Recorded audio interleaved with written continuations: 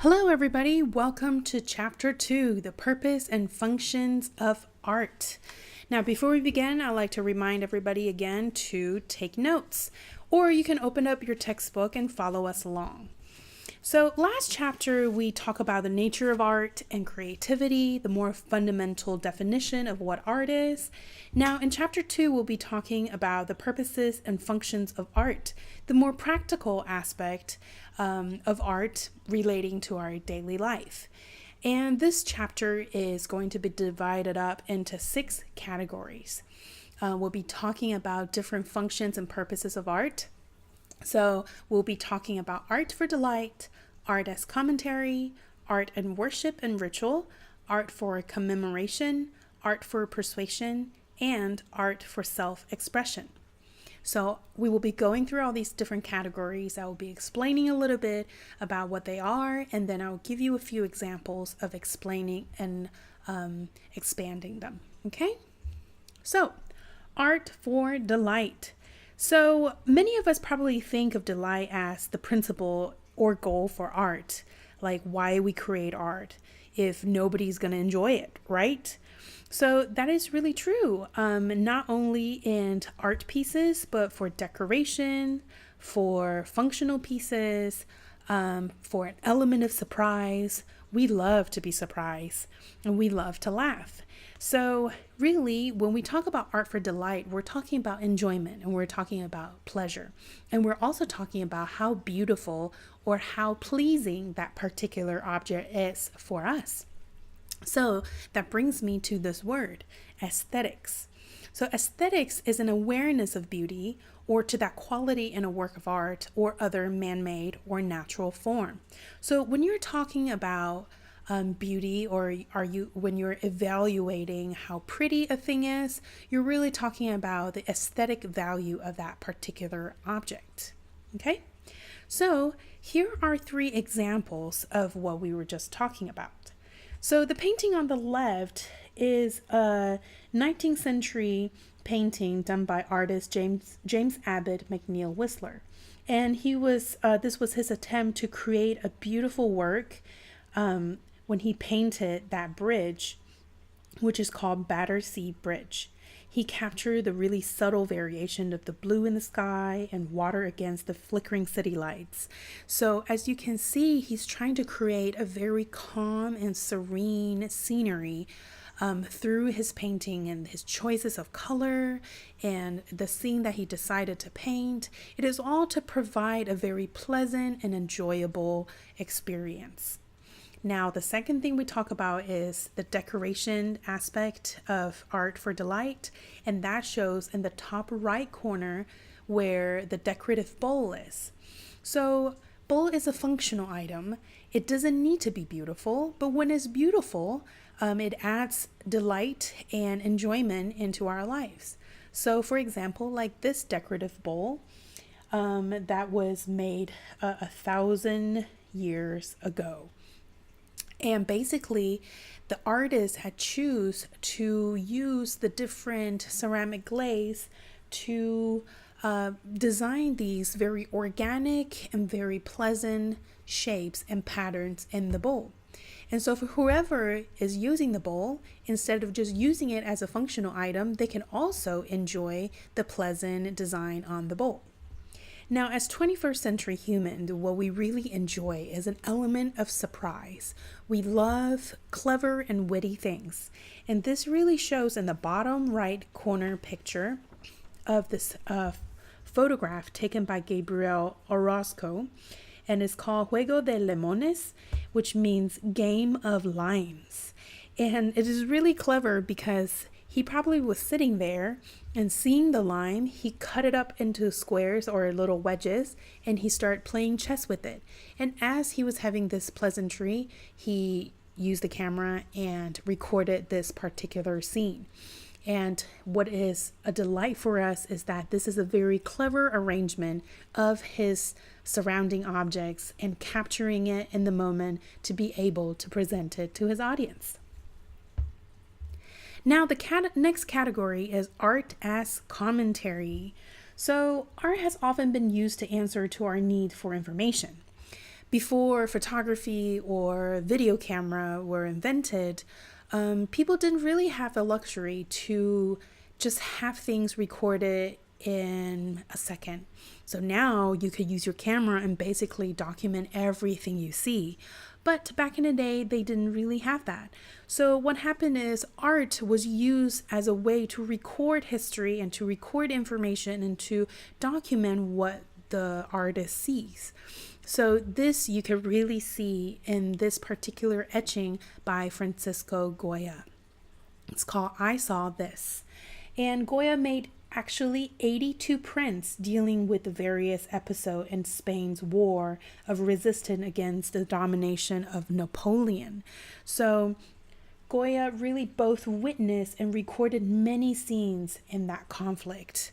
So in this particular etching, you can really see the struggle, the fear, the horror, and the devastating effect of war. So without this painting, without this etching, we wouldn't really know the specifics of that particular war. This is also true for this painting by Bertha Morisot called In the Villa at the Seaside, made in 1874. And as you can tell in this painting, the brush strokes are very rough. They're not very refined. This probably implies the matter that she probably painted this outside in that setting. So if she doesn't paint fast enough, the sun is going to set, the light will change, perhaps the people will leave. So by using quick strokes, this technique, she's able to capture this particular scene the way that it happened. So historians now can take a look at this painting and learn about the life that was in the 1800s.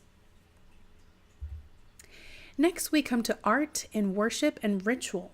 So in the early stage of Christianity, there was a controversy of whether or not it is proper for them to paint stories from the Bible for religious use and for gospel use. But actually, one of the most important Roman Catholic theologians, Thomas Aquinas, he wrote in the 13th century that he thinks that art actually functions as an aid to religious teachings. Now you have to understand, back in the day, not everybody knows how to read, and the Bible was not accessible to most people in the villages. So instead of giving everyone a copy of the Bible, which was very, very expensive to come with, what they would do is they would produce these paintings and drawings that depicts the story in the Bible, like the Gospel of John or the Gospel of Matthews. And in turns, they can help people to learn about the stories in the Bible. So this is an example of an etching by Rembrandt. He did this to demonstrate some of the Bible stories, and because he made it into an etching print, which means he could reproduce them in large quantities, so he could pass them out to different people, so that in a way these pictures could help him preach the Christian gospel. All right, next we're going to talk about art for commemoration.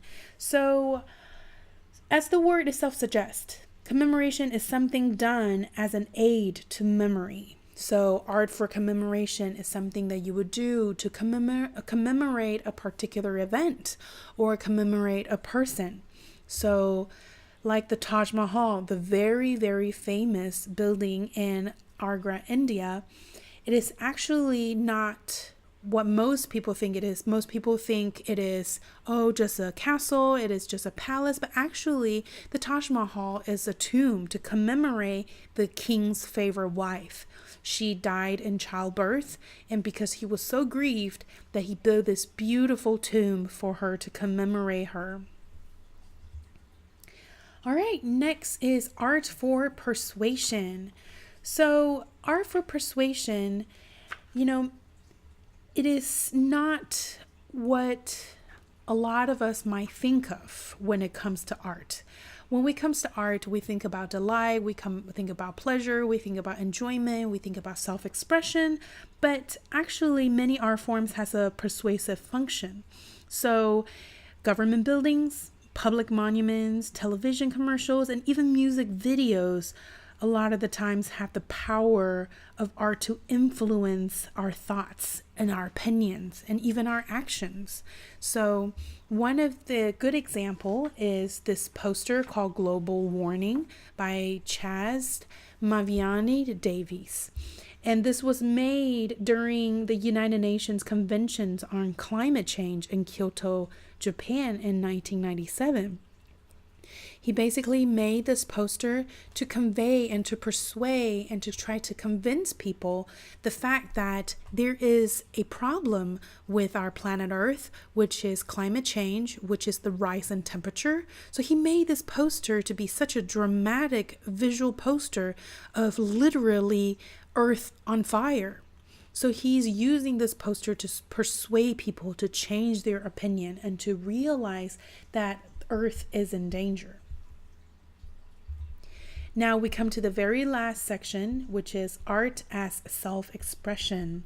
So for most of human history, self-expression was not really the primary reason for creating art.